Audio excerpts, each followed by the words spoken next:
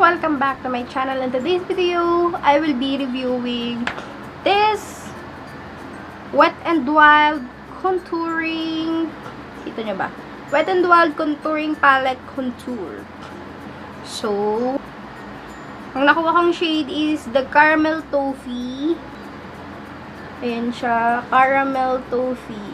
And, maglalagay ako ng contour sa aking nose dito sa temple ko. So, let's try this kung maganda ba siya nakakalabasan sa aking mukha. Nakaayos na ako ng face ko at all. Nag-lipstick na ako. Contour na lang ang wala. Kilay meron na din. Contour na lang talaga ang wala. So, let's try this. Ito yung shade niya, guys. And let's watch. Uy, may kintang lip tint. Kita nyo ba? Medyo hindi siya ganun kakita. Pero ito siya. Ito yung kulay niya.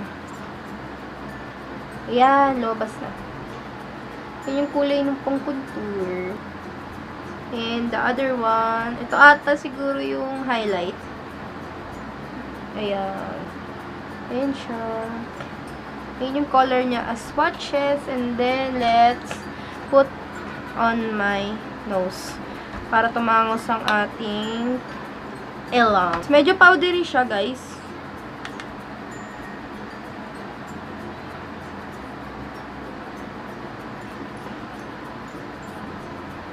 Medyo kita ba? Gamit ako ng isang brush. Pang brush yung gamitin ko.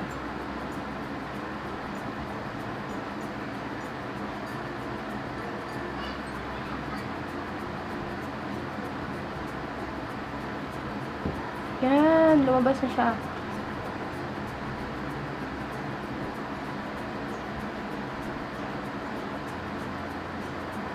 Medyo powdery siya, guys, oh. Hindi kita.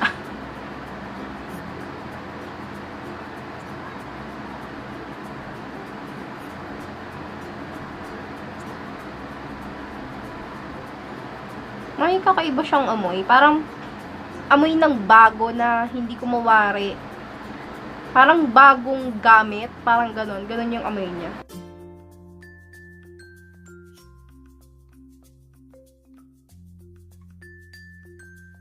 Yan.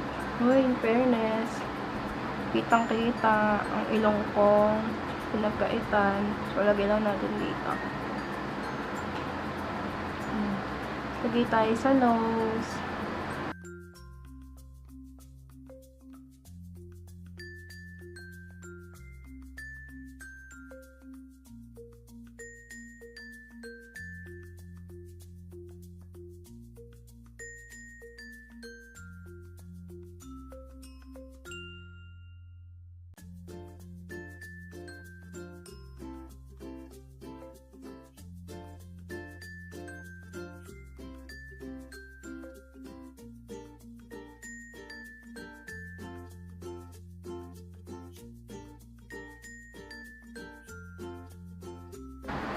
So, that's my final look with this contouring palette.